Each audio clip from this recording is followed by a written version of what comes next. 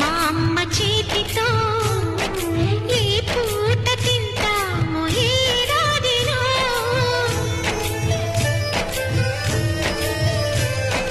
చక్కగా మా నాన్న పక్కగా సరదాగా తిరిగేది ఏనాటికో.